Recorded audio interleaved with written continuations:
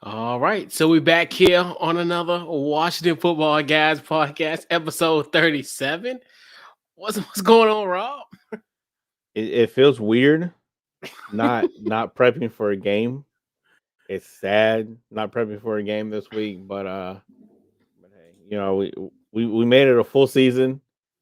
Another season under the Ron Rivera regime, and we completed our first full season of the Washington Football Guys podcast. So it's something to be proud of. I will say that.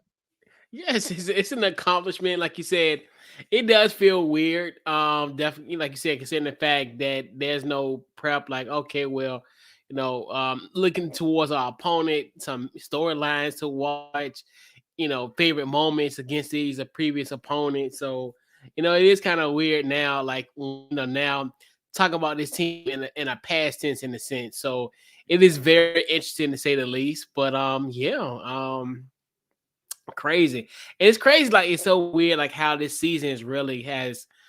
It's if like I said, this season felt longer than most seasons that I've ever. As far as when it comes to just following the team, and now this year having an opportunity to like really cover the team from the week in and week out. So I always thought that was a great. I just remember the anticipation and the earnest that we had in the Yeah. beginning of the season, even hyping up preseason games, and we were really excited about that, and then just everything that happened throughout the whole entire season. But yeah, we're definitely gonna put a bow on this 2021 Washington football team.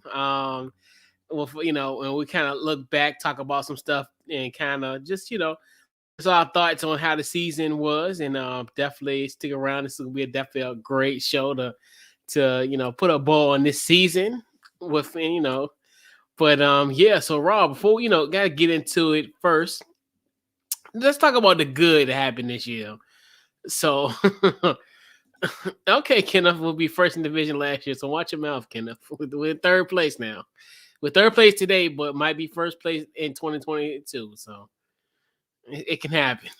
Isn't that where his team finished last season? Correct. And look how easy scheduling they had. Yeah. You know, hey, let's get that Yeah. third place schedule. So, Rob, we got your top three favorite moments of 2021. So first one is Taylor Heineke getting his first win as a starter on Thursday Night Football against the Giants, albeit due to a little bit of luck and a little bit of help from the Zebras.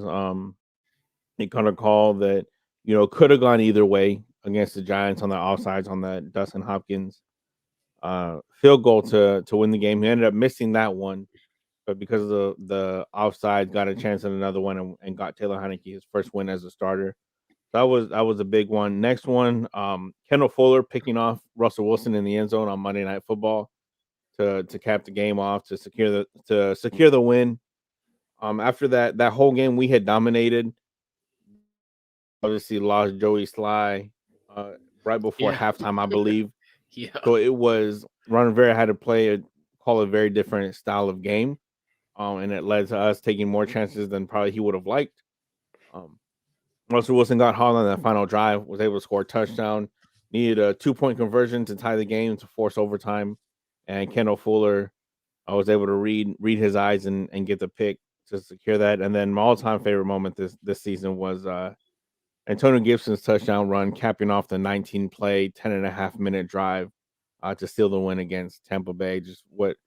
Even though I didn't get to see it live because that was the day that my internet went out Oh yeah, yeah. on that final drive, it was still really cool to look back on it. I still have the video saved in my phone. That being the way that we kept the game off and clinched it was big not only for the team but especially Antonio Gibson, who I was probably one of his biggest critics last season.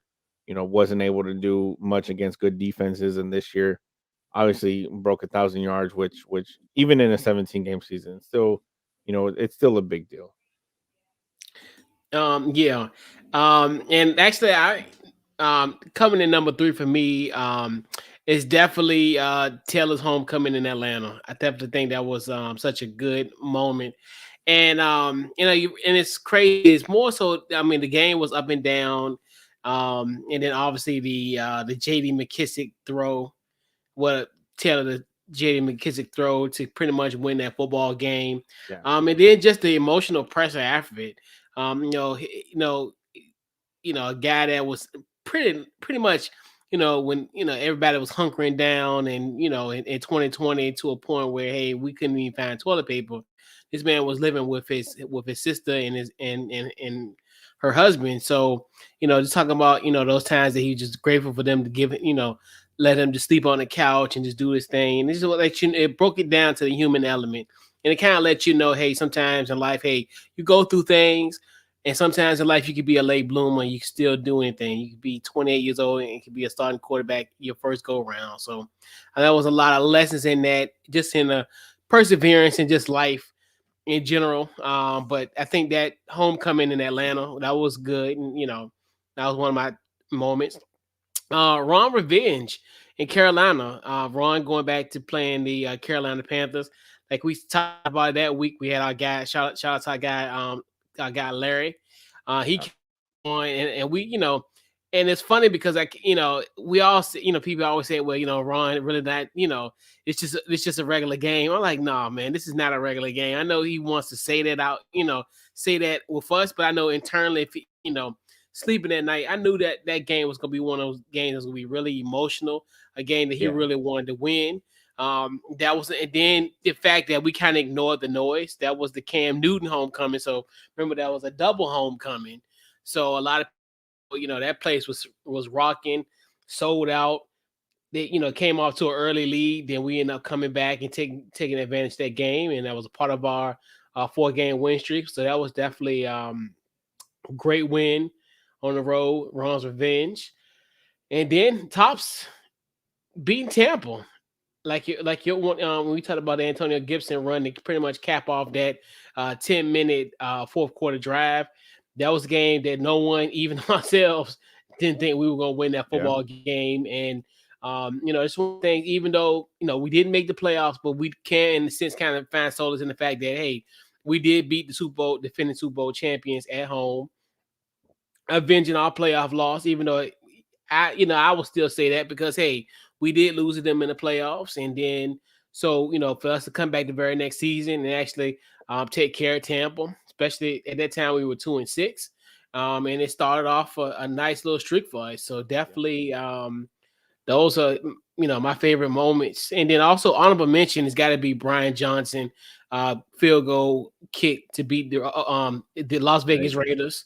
So and also that was our first time ever going to Vegas, and taking care of business, and Burgundy and Gold showed up in that matchup. It looked damn near like a home game. So Yeah. people poo pooing about but our fan base does travel. Don't get it Yep. twisted. That's just because you might see sometimes at home, we ain't the LA Chargers. We do have a home field advantage, and we do have a road advantage. Don't get us twisted now. It's still some people there. Yeah. You know what's funny is Washington actually has more wins against a 10-win teams than Dallas does. Hmm. The more you know. Yeah. But yeah, and those are like, I look at those just to great moments. And like one of the things where you look at the season, you like, these are the kind of moments I can hang my head on and be like, you know what, 7-10, disappointing year, but hey, there was some good stuff that came out of this. So we talked about the good. Rob, we definitely got to talk about the bad. Rob, I gotta know your top 3 disappointing moments. There was a lot of it. Any play that William Jackson was involved in. I know you only want 3, but we played. He Honorable played in mentions. 12. I got 4, so you He good, played in bro. 12 games, so that's at least 12 right there. Any play that he was involved in, he gave up. He looked like Trayvon Diggs out there just giving up yards, but wasn't getting any picks. Um, Next, Chase Young. Chase Young tearing his ACL.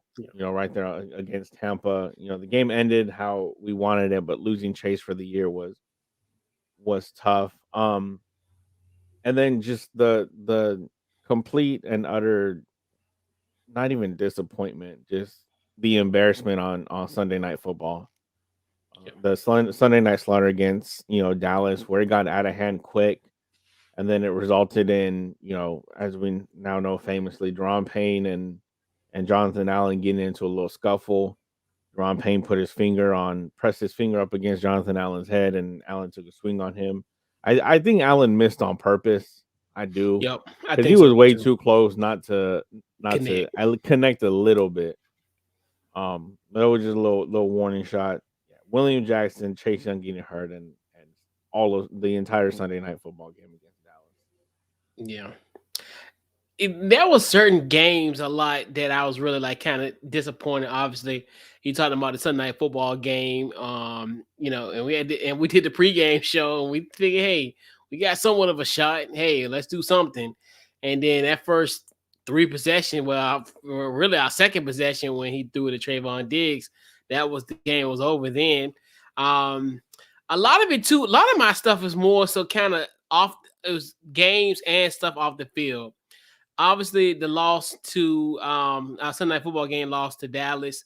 I think another one I thought was really embarrassing when we lost to Buffalo. I thought that was a really despicable game because at that time that was like we call it like a Michigan game, but that's what Ron called as well. But obviously we were we were very short when it came to that matchup, and rightfully so. Um, then it was just two situations I really did not like. Obviously, I think the Ryan Kerrigan no tribute video for him. I thought that was really disappointing to me because of a guy. And you know how we are when it comes to Washington football team. We still got love for dudes that play for this, for this organization, and they long gone. Like I still talk about Trent all the time. I talk about Kurt all the time. I talk about a lot of Kirk. Now, no, now I ain't Bruce Allen now. So, but but we still got love for those type of guys, and then for a guy like a Ryan Kerrigan, who was really like the all-time sack leader of this organization, Hmm. comes here with no fanfare. Like I do, I literally forgot about that until I I was just about to read say some, that. and then until I read something about it in a paper because I knew he went to Philly, but obviously, and now you think to yourself like we thought he was gonna go somewhere where he was gonna get some playing time and get some, and get, and have a more of a, an expanded role. But he went to Philly and almost did like he did last year. He actually did better last year in Washington than he did this year. And I totally forgot that he was still on that team. So, like you said, I didn't know. And then until somebody said something, it was a post somebody wrote, and I'm like, man, he was in and he was here and we didn't even give him no video tribute, no nothing. I was like, that's really bad, and that makes us look bad because the simple fact of, especially if you wanna, we've always looked bad because think about it, even like the old like Champ Bailey, he him going to the Pro Football Hall of Fame, and he's just like nobody even reached out to me from the organization and congratulated me, and we drafted this dude. Yeah. And especially, and then for a guy like Ryan Kerrigan, who's really done so much for this organization, and he gets nothing, that's really disappointing. But my number one, and it's this one cuts deep because it has so many multi layers and multi faceted situations. I think the Sean Taylor retirement was Yeah. by far the most disappointing because even though, and I think like, and what it is, because with this team, it's almost like you have to separate yourself from the emotion. I think initially I thought this was a great idea, but then I'm thinking to myself, this is Thursday, the game is Sunday. Like, this does not make any sense. Like, this should have been something that was thoughtfully planned out and what have you. And we've heard reports saying with other people saying that they were going to do it, but it was never released to the public. Look Yeah. at now, looking at the event that they're going to have a drive-in movie or something they're going to have at FedEx Field on February the 4th. You announced that what 2.5 weeks, but you can announce a jersey retirement from one of your one of your greatest what ifs in sports history. Yeah. So that botched, and then the whole handling of it all. And I hate to bring up this name. I'm just gonna say JM. I'm not even gonna say his first name, but we all know who he is. That old little jackass who allowed that jackass to dance on that because and you see how and I you know what and I know that's an internal situation because you see what like what Denver did they did with Demaryius Thomas that's blocked off Yeah. no one no one stepped on that nobody so how is that allowed for Demaryius Thomas but not for Sean Taylor that's something that the organization and that's why part of me I don't want to. I do blame JM for being obviously a jackass. I hate to say I've been saying it like 3 or 4 times in a row, but he's gonna do what he has to do. But I think as an organization, we shouldn't even allow that to even happen for him to even be in that vicinity. Because I guarantee if he would have did that to Demaryius Thomas like that, oh Denver would have kicked his ass out straight up, Yeah. and he should have got kicked out for Absolutely. that. He should have got kicked out for that. But they allowed it and they thought that was cute and all this. No, it's not. It's embarrassing. Yeah, now that you mention it, that should have been my number one, and it's weird that I forgot all about it. But it Yeah. was just something that it was just a we already had really terrible moments even before the season started. Um, but just dealing with all of that, and then yeah, I don't know how I missed that one, and that's how long the Right. season felt. It Right. didn't even And feel like it was this season that happened. I'm I'm telling you, this how this team plays with our emotions. Because literally, all right, so think about it. That happened October the 17th. We had that bad week after the Denver game. Obviously, we stunk the joint up in Denver. Then after that, you get that 4-game win streak up until what December the 12th when we played Dallas. It's almost like you forgot about it. It's almost like that 4-game win streak was almost like a season onto itself. So Yeah, everything seemed like that went past that kind of was washed away. And then coupled with the 4-game lose streak, then that was another one, the tale of 2 seasons. That's how you felt. And yeah, then the season finale. So like you said, like we talked about it, there's so much situations that has happened in this organization alone. Well, not to even say, I think Oakland, well, not Oakland, but I think the Raiders might have had by far the worst. But I think we're like second place when it comes to that. Was really we helped kind of create some of that drama yeah, by their investigation. But you look at just like with us, like there was a lot of stuff that happened, and it's almost like it feels like it's been like 2 years because of just how everything is, and like how this team is. It's been such a crazy year where you look at just a lot of things that have happened, and yeah, you tend to forget it because you think about it. I almost you talk about the Thursday night game. I almost forgot about the Thursday night game. I mean, because it feels like September, what was it, September 19th or something like that? I forgot what something day like it that. was. Yeah, And it was like that feels like moons ago, many moons ago, compared to just 4 months ago. It's so bizarre. But that's just, I mean, that's how crazy this season has really been. Like, I know it's a 17, well, we play 17 games, we'll play, 18-week season, but it's different. This year has been extremely different. Like, this like, and we talked about it. Even this other stuff that has happened within the organization. The investigations that keep on going on. yeah, Tragedy within. Two tragedies as of late that's as far as with the football team, obviously, right. the death of Montez Sweat brother, and then also the Shazo Everett's girlfriend. So a lot of stuff has happened, and you think to yourself like, what a hell of what a year, like Yeah, what kind of a crazy like year it has been for this team, and in more ways than one. That's you know on the field, off the field, and everything that just like crossing the field. So it's just crazy. It has just been a it's been a year. yeah, I put it that way. yeah.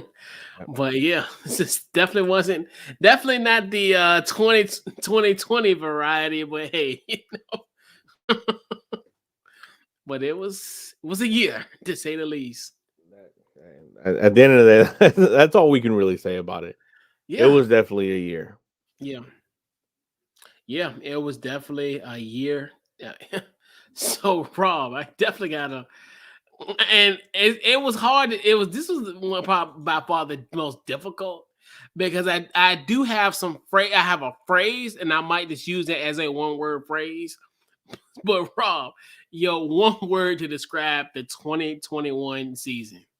So I even had to Google this to make sure it was one word because I wanted to stay within the rules. In some cases, people do use it as one word, so I will use it as one word today. I'm gonna say roller coaster because Yes. that from it was literally you look at how our season went. It was literally a roller coaster. We went our first 4 games, lose win, lose 4 straight, win 4 straight, lose 4 straight to finish the season.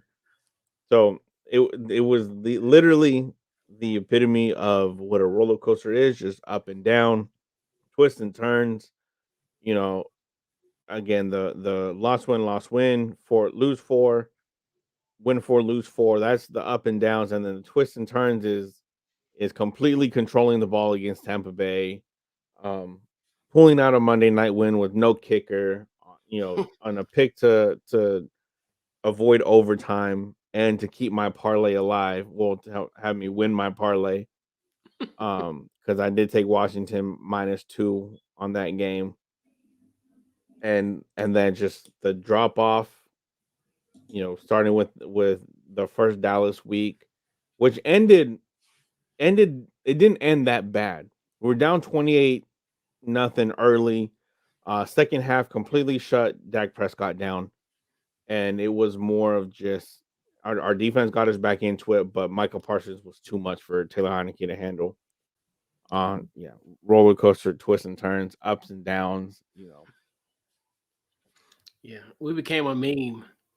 Yeah, With Randy Gregory and and telling how to get laying on the field like as if yeah, and then he did it again in the second game too, I and know. I was like, oh my God.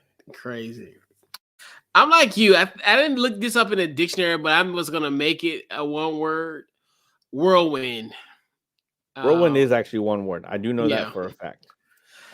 Yeah. And to echo your sentiments, like I mean, it's crazy, and it's funny because I always look back at like, especially like I remember when the season, well, when the schedule was released in in May, and I was like a lot of games. I thought, I was like, okay, well, we got. I kept on saying, oh, we got a murderous road. We got a big, we got some big matchups. We got Patrick Mahomes one week. The next is Aaron Rodgers.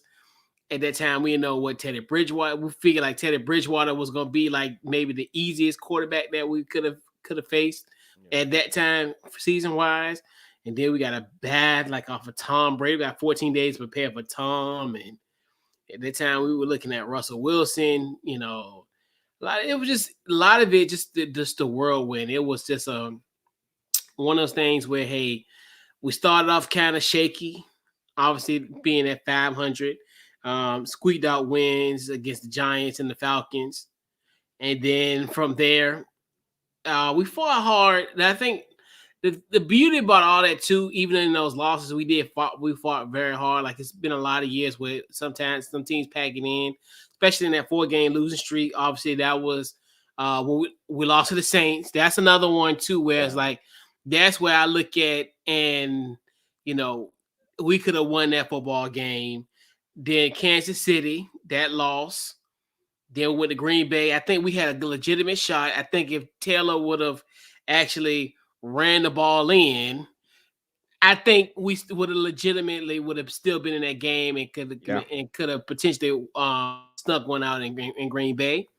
But that's here nor there. Then obviously Halloween, that's another one, and that's a lot of these games. You think to yourself, if there was better execution, we might have been playing this weekend. Yeah.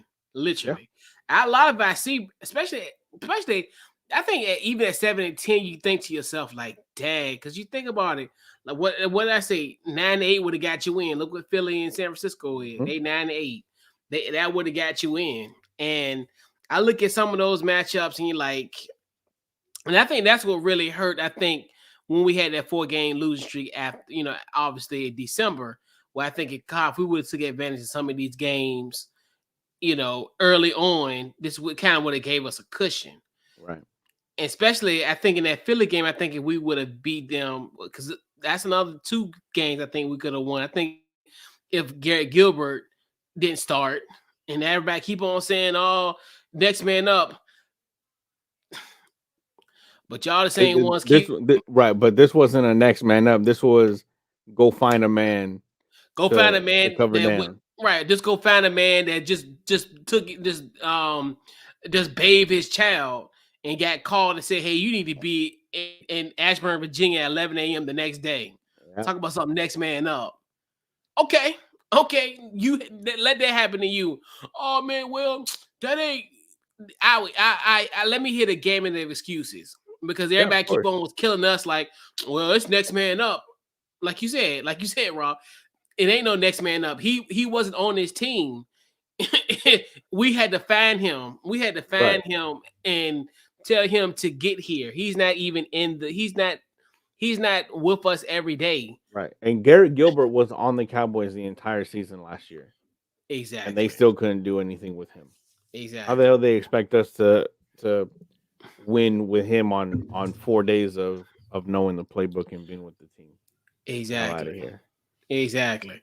And that's why I think people don't really like, and that's one thing too, where I think if you look at just from the 2022 perspective, hey, let's just jump out and just take care of business early. I mean, hey, we can and still play our best football at the end. Cause like these Yep. things can happen. Cause that's definitely think what happened to us in that Philly game is probably going to happen again in the winter months after the holidays.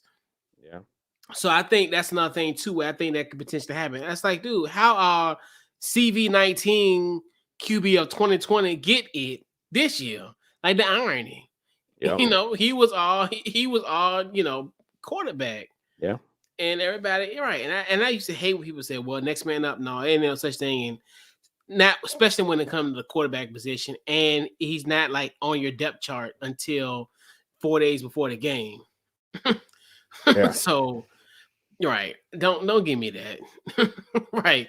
But yeah, and like you said, it's just a whirlwind. Even like we even just what we talking about and guys losing, we lost a lot of guys during that in that Philly game that weren't able to play. So Yep. you look at that and then also the punch, well, the almost punch that everybody was commenting on, Deron and and Jonathan Allen. I was like you said, and I think and I agree with you, Rod. I think he didn't want to connect with him because he knew if he connected with him, Oh, he would have been asleep. He would have been. forever he'd have He'd been been counting sheep. he'd been counting sheep and 6 feet deep. Yep. Cause you see, like that came with force. Like you Oh said, yeah. I think he did that so he knew because he knew he would have knocked his brains out Mm-hmm. at that force, and he had this and tape, bro. Who knows And how? yeah, You're he right. has huge hands too. Jonathan Right. Allen's a big dude. He has huge hands. Exactly, like dude, he was going. That's why I think that's why I like Deron Payne. He about to cry. He probably like, man, thank the Lord, he ain't that thing didn't connect. He probably seen his Woo. life flashing through his eyes. That's why that boy was like he about to cry. Yep. Shoot, and that's another thing. Oh, people made such a big deal about that. That was another thing kind of angered me too. They're like, oh, they're fighting. Man, it happen all the time. Right. It's just because we just losing, but it is what it is. But I mean, hey. Boys will be boys, Yeah. you know. Hey, let them. Hey, that's how we do sometimes. Sometimes brothers fight. Hey, Yep. I mean, I rather they squash it. They should be all right. But like you said, Deron he did a social media what they call it. I forgot like not a scrape, but it's Did a cleanse. yeah, Did a whole yeah. social media scrub and Yeah, cleanse. yeah, He got scrub. Yeah, everything social out. media scrub. And I'm like, yeah, so that's we all know, like we talked about on the podcast, like, yeah, you see somebody that leak they some photos with other people in them. Oh, that's over. Oh You yeah. can That's the first clue. All right, so let's get into some awards, Rob. And no, this is I know for me it was kind of like grasping for straws for some of these awards um, that we giving out tonight. So, who is the MVP of the 2021 Washington football team? So I'm gonna go a route that I think you. I figured you were gonna go a certain route, so I'm kind Mhm. of gonna go different just because of what he was able to do. And Jonathan Allen, I think the impact he was able to make this season. You mentioned the Green Bay game.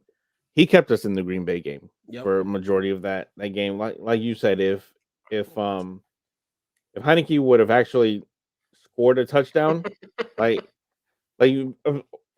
people don't remember, but we talked about it. Green Bay had literally the worst red zone defense in the league. Yep.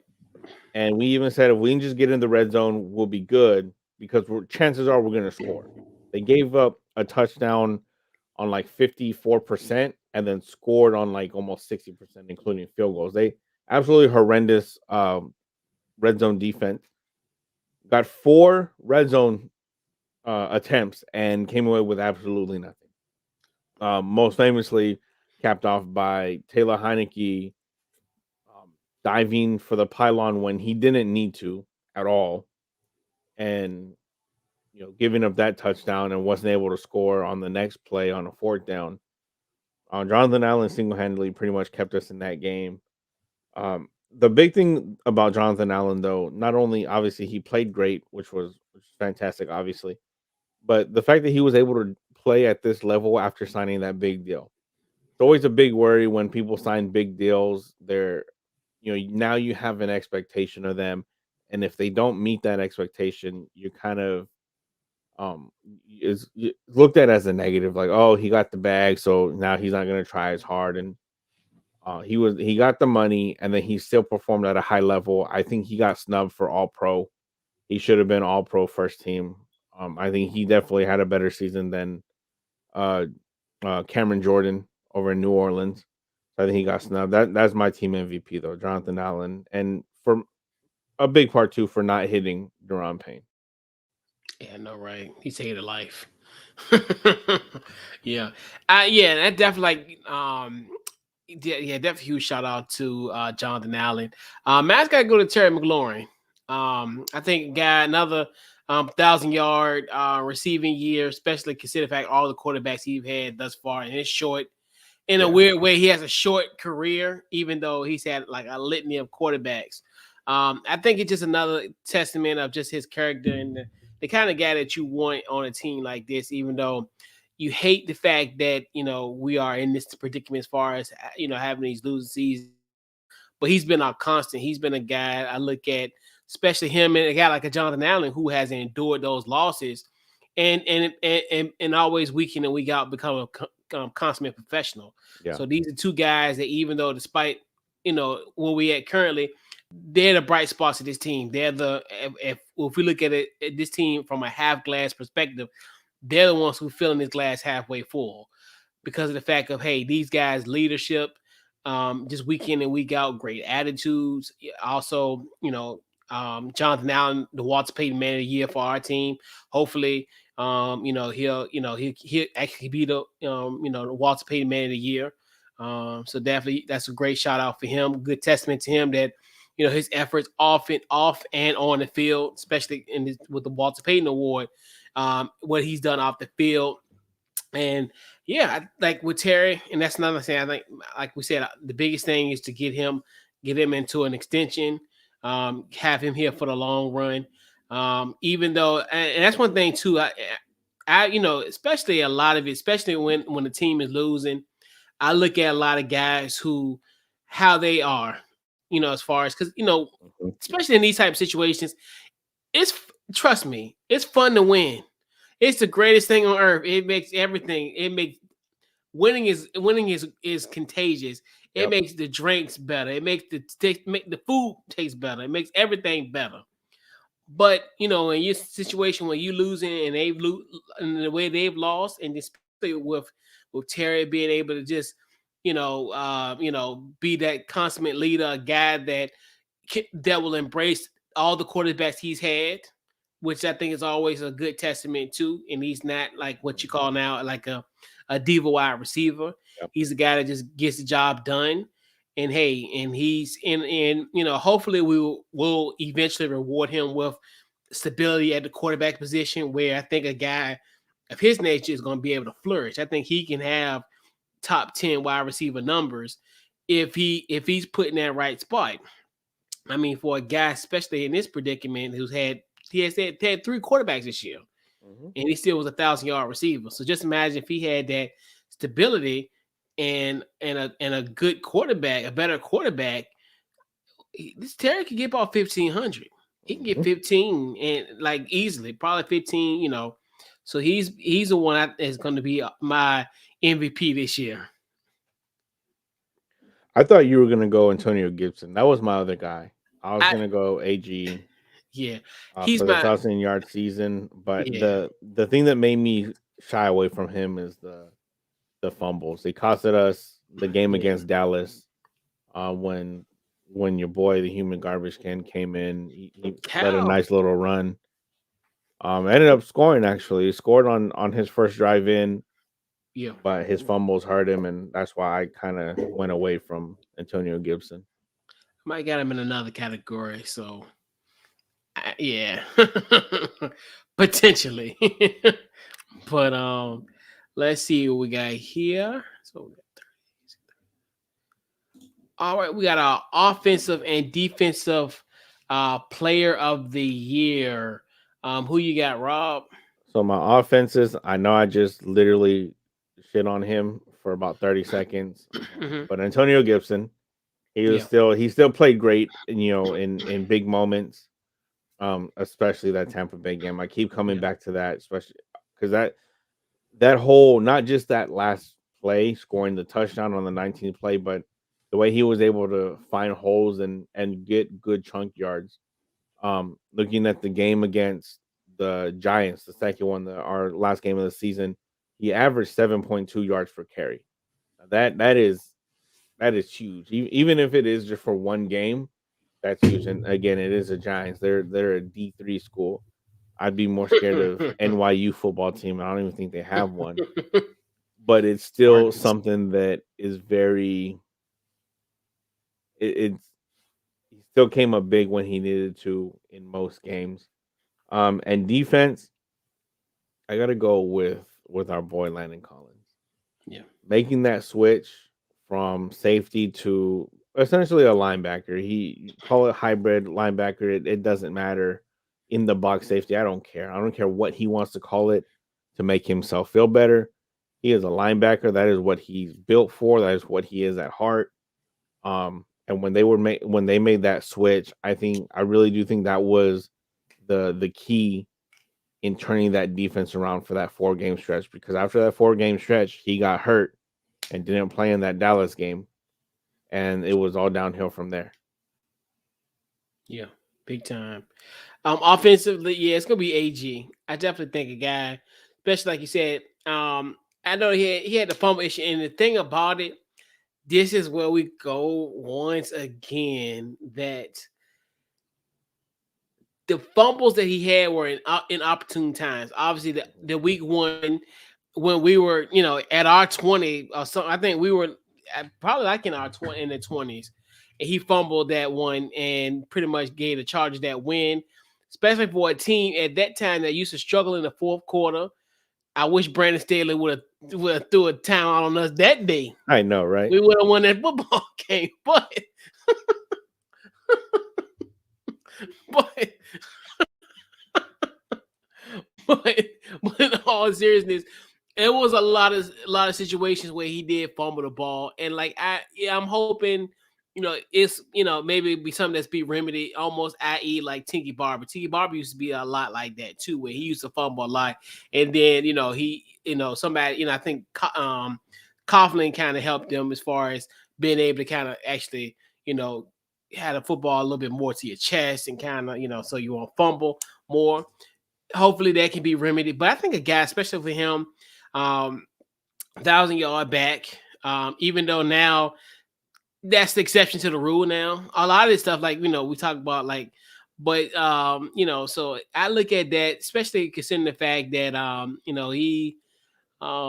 I know he played hurt. I know he had a lot of scenarios where he really won't 100%. So, being able to do that at this point and still kind of learning his position too, because we still got to remember this man was a college wide receiver. So, Yeah. so it's one of the things where he's starting. I think he's going to get it. I think he's going to be another one. I think he's got a great future with this team. He'll be another one, and I'm hoping that potentially we can add some other guys too to help that attack as well. So that is concerned. Defense, Jonathan Allen. 9 sacks on the season. Like you said, it was just a man amongst boys out there, especially for that our defensive line. But I don't want to mention, I gotta get two guys. Cole Holcomb, my guy from the University of North Carolina, my nephew. He did his thing. Obviously, that Yeah. pick six against Dallas. Very solid. Like he's probably our second best linebacker between him and Landon Collins. Yeah. Because Landon now is a linebacker. I don't care what no one says. He has defined his role on this team as a linebacker. He may not like it, but hey, I think that's where you need to go. Yeah. Because he as far as and like his because you think about where he was, he's lost a step, and there's nothing wrong with him. For Landon Collins to lose a step is in most cases, some people that's really bad, but for him, he already had a motor. He's still a Ferrari. But but he ain't, he still can still get up and go, but he ain't, like top speed anymore. But I think having him at that position with linebacker, I think it'll help him, and he'll be able to be really effective for that. I think he could be like our Swiss Army knife when it comes to that type to when we talk about like guys. I don't want to say he's gonna be like our Michael Parsons, but potentially like as far as what you want, as far as a guy that who could kind of be deceptive. Like you don't know if do you drop him in coverage? I mean, all kinds of stuff. You can do anything. Do you have him as a spy? Especially like if we got a guy like Jalen Hurts in the horizon, or the D Watson potentially, or whoever comes, another, other Right. potential quarterback links in this division potentially. So he could, you can use him in so many variety of ways. And then also shout out to Bobby Mclean. I think he's another guy I think underrated as well. I think he was very solid. He had 4 interceptions on the season. So I definitely think he was had a very solid performance, especially coming off of pretty much, from Miami. And we always like, he get rid of Bobby McClain? And as we talked about it every week, we just like, what's going on? Like, all right, like, okay, just like Donovan McNabb coming to Dallas, coming to Washington, like, why y'all releasing this man like on the brink of the season? Like, should I like? What's going on? And I even tweeted out to Miami Twitter. I was like, "Hey, what's the deal with this guy?" And literally none of them said anything bad about him. Yeah. All great leader, great kid, balls every weekend. I was like, there has to be. Maybe that's why Brian Flores was fired. That's what I say, but I gotta stay in the child's place. You know what I'm saying? But that's what I said. You seeing now where a lot of people are looking at the Chris Greer, their relationship between the two of them, and then some players as well. So yeah, I mean, it's like you said, I don't, I see that type of situation. Like those type of situations do matter in the NFL. Relationships are key. And if you can't get along with some people, they get rid of you. Sometimes some people loyal to their detriment. Yep. Never mind. I'm gonna say that out loud. But me understand. Not wrong. We know, right? Yeah. So, but we got Rookie of the year, Rob. Who is your rookie of the year? So my first one, I'm gonna go defense first, Mhm, because he was not projected to be the best rookie with the last name of Tony in this division. mhm, So Shaka Tony, he came in clutch in a few games, covering in, coming in for Chase, and then eventually Montez Sweat when he went out as well. Shaka Tony, was his name came up a lot, in the middle of that 4-game winning streak. And offensive, I gotta go John Bates. With yeah, Logan Thomas having his injury issues, Ricky Seals Jones went down. I don't remember which game we lost him in, but we lost him for the season. John Bates was a nice little security blanket for Taylor Heineke. Obviously, came up big in a lot of moments. I'm trying to think of one off the top of my head. I know he had a bit. I want to say he had a big play. He had that touchdown against Philly in the first game, yeah. I believe. Mhm. Um, but the way he was able to just kind of plug and play and kind of not miss a step from where the previous tight ends were. John Bates out of Boise, and then obviously Shaka Tony was big for us this year. Yeah, and this rookie class, it's crazy because I had so many high expectations out of this rookie class. I thought I thought my nephew was about to at least about have about 750 of them things. That Yeah, man only had like 156 rushing, receiving yards and shit. So, and we thought, like Jamin was gonna do his thing, but I think he will. It's just a matter of time. I think a lot of it too. I think it's just more so of timing. I think sometimes we have to kind of be patient in the type of situation. And then, people say pocket watching. I think team watching because mhm, everybody looks at a guy. Oh well, this person is performing at this high level. They stand in third, and like we talked, because I know everybody like, oh, well, Michael Parsons is doing his thing, but then I be telling people, and like, look, if Mike Nolan was a defensive coordinator, Michael Parsons might be like damn Jamie Davis. you're right. So it's just like, hey, there's a reason why you know people are doing what they do. Yeah, So I try not to organization watch. I say I'm gonna stop doing that a lot in this year because I think you're really gonna need to worry about your own home before you worry about what other people are doing in the other home. yeah, But more organization wise, I don't actually do that in my personal life. right. You know what I'm saying? But I mean, as far as seeing mimicking, oh well, this is what they're doing. We should do that. Yeah, but um like I said, I think mine will go to Samuel Cosme. That's a good one. I think he was really solid for a guy. And it's funny because that's when we knew like, okay, somebody about to go. Hmm. Like when they drafted him, I think they drafted him in the second or the third round. And I thought it's like, that's rather interesting that we picked up Cosme. And another one, he was solid. He had only 4 sacks allowed this year. And only 2 penalties. So I think he's been very solid. He had and that's in 474 snaps this season. So I think he's pretty solid. I think he's another guy I think who's gonna be something about we I think we've had some great offensive lines. Um the only thing about it, can we keep them? That's the thing where you look at we lost Trent, and we're lucky about to lose Brandon.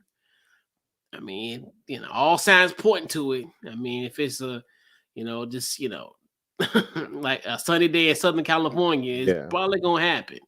So I'm like, that's what I'm looking at there. Was hopefully we can kind of keep him as well, down the line. And also honorable mention got to be John Bates. I think, like you said, he's a guy that really a lot of people I really didn't think he was gonna have any impact on this team.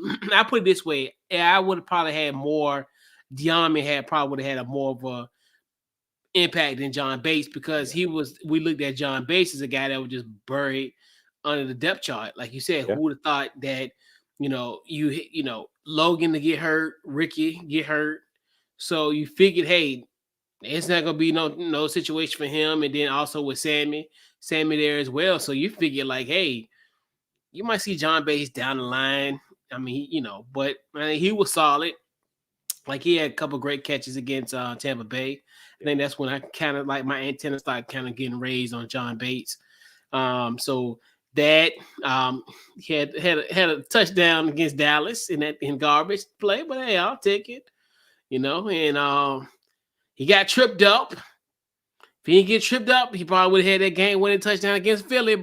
Yeah. But they'll get their revenge on Sunday against Tampa Bay because they ain't got no shot in hell to beat Tampa Bay. So, So they said about us. Hopefully, correct. hopefully they're right this time. Hopefully they are correct. but but yeah. See, that's another thing too. It is what it is. But yeah, I definitely think John Bates, definitely a very solid year this year. I mean, for especially considering the fact that we didn't really think he was going to do much. Hell, even see the field. So Yeah. even when he on the field, he had an impact that I definitely think he would have. And like you said, I didn't even I knew we drafted John Bates, obviously, but I figured, hey, he'd be just buried under the depth chart. He'd be like a Jeremy Sprinkle, a guy, the guy that's randomly used, and figured he'd just be part of rotation. But yeah, but yeah, he'll be another one that's gonna lose on Sunday. Is former Washington now with Dallas. He'll probably lose on Sunday, so it's all good. So, rounding out the season in review, Rob. Top three things we need in 2022. What you got, Rob? A quarterback, a quarterback, and a quarterback. I mean, get three quarterbacks. I don't care at this point. Yeah. Like that we but then again, we said that going into this season that we were just a quarterback away, and I don't think the way this team performed, we were not a quarterback away. I think if we were a superstar quarterback away from competing, maybe. Yeah. I don't think Fitz. I think Fitz would have gotten us into the playoffs. I don't think we would have been, any real shot at maybe making a run Hmm. if we had Fitz.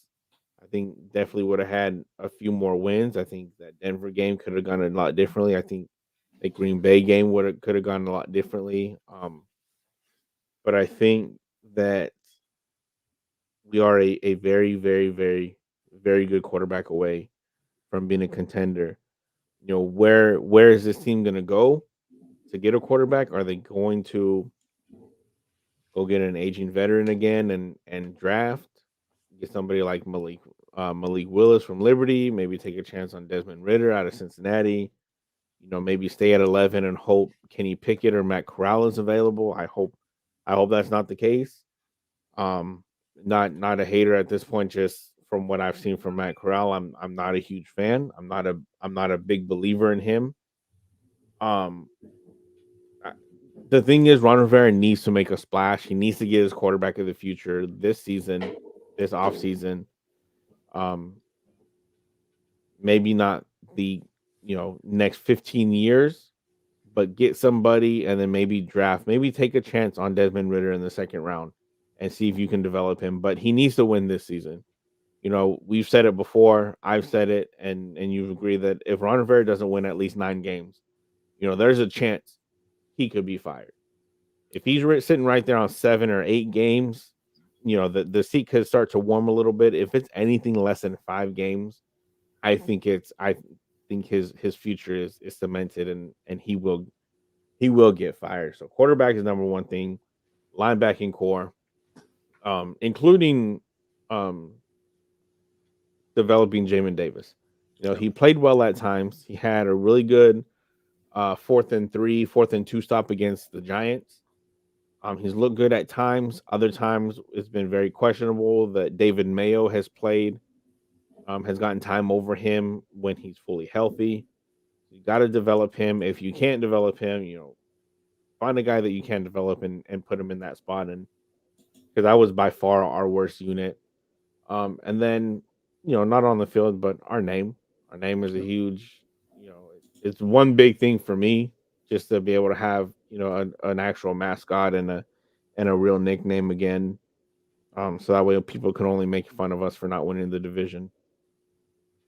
Yeah. And I agree. Like, I think mine's like it's a top three, but I think the biggest thing is going to be identity, and I think that supersedes all top three, and that comes down from the organization. It comes down with this new name, and like you said, and who's going to be the quarterback that's going to lead this franchise. Because, like Yeah. you said, you have to get a quarterback. I mean, you just look at this from the standpoint of even though, like you said, I think if we had a superstar quarterback, and I put it this way, like if we had Aaron Rodgers, he would have been covering up a lot of the deficiencies that we've had, Yeah. the defensive issues, the fumbling of Antonio Gibson. We would have had opportunities to win football games off those mistakes. Like I think a friend of the show, I got Big Doug. Like I remember he was on a post game show I listened to one time, and he was saying pretty much our offense pretty much damn near had to be perfect in order for us to succeed. Yeah. Because and you can't play perfect football week in and week out. Obviously, if you look at how the win streak was, essentially we pretty much played almost damn near perfect football as far as a mistake-free football, which yeah, that's great and all, but sometimes you're gonna run into those situations and you get hit by a buzzsaw, i.e., against Dallas this year. Mhm. When you turn the football over and you do stuff that or you abandon the run game, you need to have kind of both going in some instance. So I look at just the simple fact of the identity, the franchise quarterback, like you said, albeit who is going to be. But I think Ron Rivera, like you said, has to make a splash because he's really fighting for his job. Because I definitely don't think with 3 years in and he has three consecutive losing seasons, no, they're not going to try to go for a fourth one. Yeah. Because if and especially you look at, and like I said I'm not going to watch other teams, but for him, you don't get 3 years to turn around teams anymore. It used to be like the 5 year plan. And how that let tell me you old, and that without Without saying you telling old, you old. right? It Yeah. used to be the 5 year plan where it's like, okay, I'm gonna give you 5 years to turn this around. But now the way the NFL set up, hey, you need to literally fix this team up within a year or two. Yeah. If not, you're on the hot seat. You get ready. You get ready to go, and that's essentially that's just the way the NFL nature is at this point because so much. We've seen so many teams who have been one of the worst teams to then on the verge of making the playoffs. And even looking at our division, we got a team that's going to Tampa Bay in our division that arguably probably was one of the worst teams last year, Yeah. arguably from a roster standpoint. They turned it around and they made the playoffs. So you look at those type of situations, hey, and then even look at their situation. They had a quarterback that just won a Super Bowl, and he had a few in a losing season, and they got rid of him in an instant. He won a Yeah. Super Bowl. He's won their first ever Super Bowl in their franchise history. Like that should at least, in most cases, would have garnered multiple years, but he was out of there within 2-3 years. Yeah. So now it's a quick turnaround. So like you said, he has to make a splash. This can't be a conservative move. It has to be a move that really is going to like draw eyebrows, and it's almost gonna have to do like a Sean McVay. Sean McVay was a guy that was on the verge of being on the hot seat. Now he got Matthew Stafford. Look what they're doing. They're in the playoffs now. So those are the type of moves that you have to make because I don't think they're going to the city's not going to tolerate another 3 game, another three straight years of losing. And you're hoping that Dave Snyder feels the same way. And like you said, and then I just hope and I just pray they get this name situation correct. Like my thing is this, like this how they and it's they've kind of botched it a little bit to an extent. I just hope with these next 2 weeks that the suspense is going to be brewing, but just get this name right. And I know some people are not going to like it, some people are, but just be smart about it. Yeah. When we come back on 2/2/22, I look, it should be a harmonious, a historic day, but I just don't want it to be filled with drama and chaos. Right. That's all I want. I just want this to be a subtle name, subtle change, no fanfare, nothing. No fanfare. I mean fanfare, obviously, but nothing too crazy. I don't want to hear, you know, And I don't want no leaks, all these leaks that's going on, and I want to, want this to actually go off without a problem. Yeah. You know, I want to see the greyhound. I want the groundhog to see his shadow, so we can what's it? So we can have 6 weeks of spring or something like Yeah. that. I forgot what it was or something like that. I want something that's something like that. Yeah. Something that just happened, boom, and then we'll take it from there. But it's more so just to establish an identity, like you said.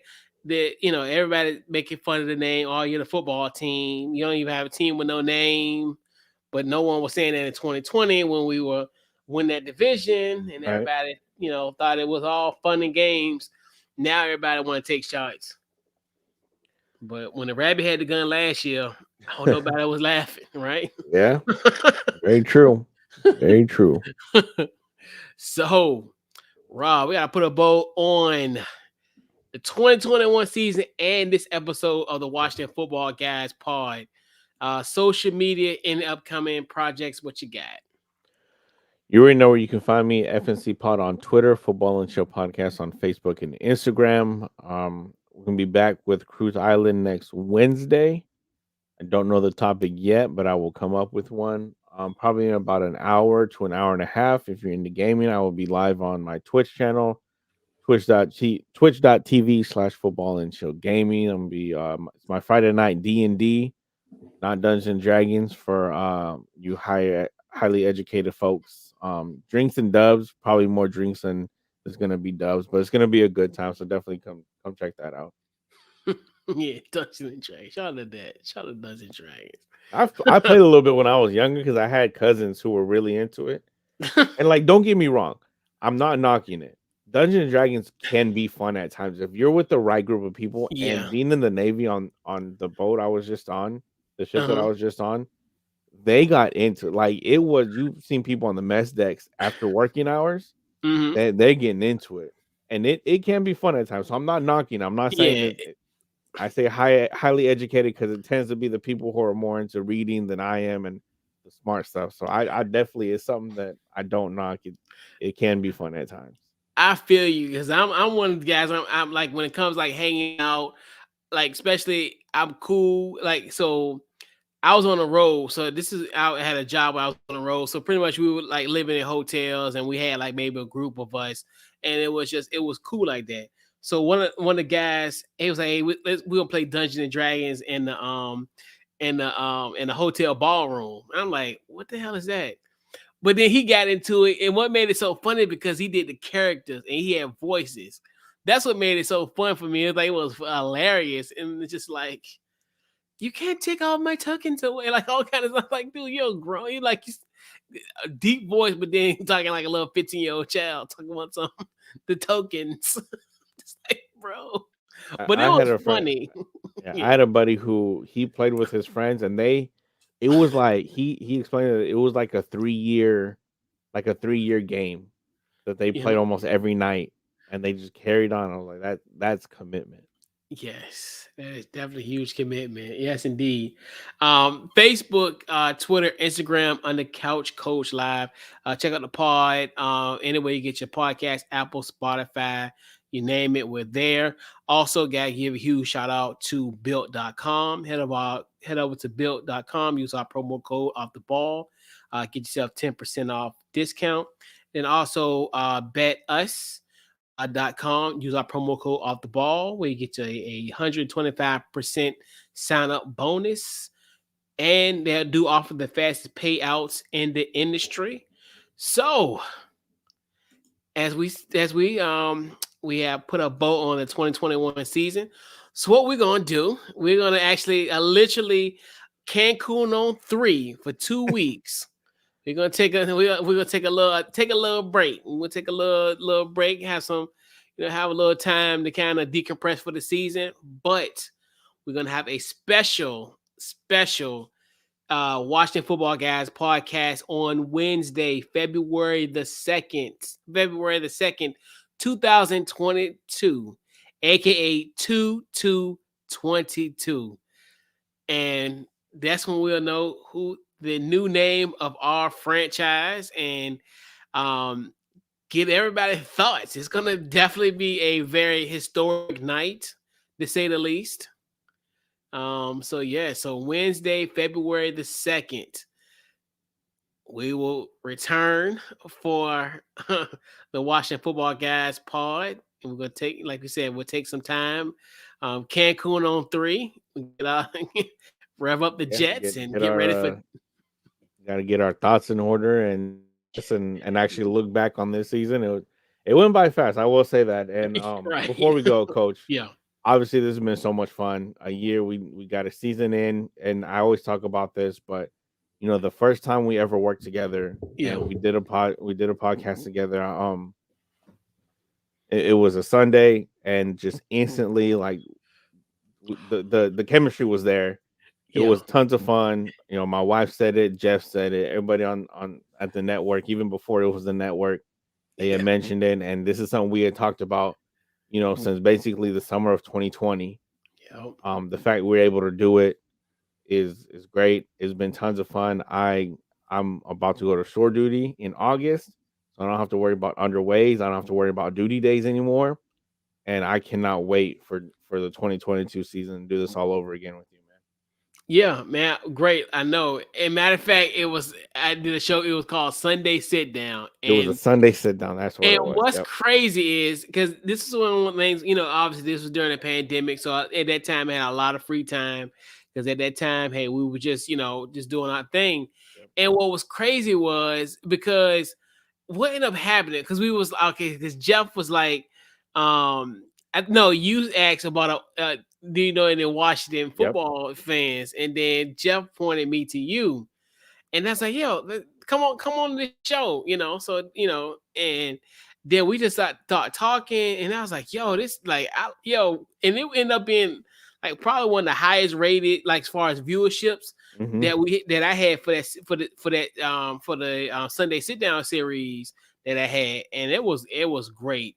Then it's funny, we did a little bit of shows in the 2020 season, kind of, here and there. Then we actually, the anniversary was last Monday, I think, was the 9th. I think I forgot what. Yeah, so that was, we did the pregame show. That's when, after we lost it, or the pregame show, obviously the wild card game when we lost to Tampa, because that's when we broke about Alex Smith being out, and I remember Hmm. that. And it's like and then now coming to fruition, we created this actually on June the 11th of 2021, and like I said, it's been a hell of a ride, Rob. Always, talking about the season.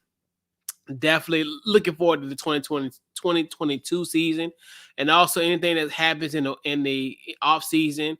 I think that's gonna Yeah. be another interesting thing too. Talking about, like, who's gonna be the quarterback, getting ready for the draft, just get ready for free agency. So yeah, man, I definitely, once again, man, definitely appreciate you, Rob. Always, hey, it's always fun. This is always, out of all the stuff, this is ours, as far as Yeah. from the simple fact of, hey, this is something that we both, that we created, something that we always knew that this was going to happen. We put into fruition, and hey, we here, 37 episodes in and counting. The people that we've met, down, down this road, as far as for the Washington Football Guys, so definitely, and the support that we get from everybody, we definitely appreciate it. People rock with us, even guys that don't even follow Washington Football Guys, but they love that, the passion that we bring in every week. It's not, we just not no fluff. We keep it a buck. We love this team, even though sometimes don't feel like they love us back. But Yeah. True. but but hey, yeah, yeah, it's a labor of love when it comes to the Washington football team. So definitely appreciate you, Rob. Always. It don't even matter if any of you Washington Football Guys podcast. Anytime you come on the other shows, we always cut up, because Yep. it's just it is what it is. But yeah, man, most definitely. Yeah. But yep, Always a lot of fun. always. Yes, sir. So we see you guys on 2/2/22. And let's see. And we are out.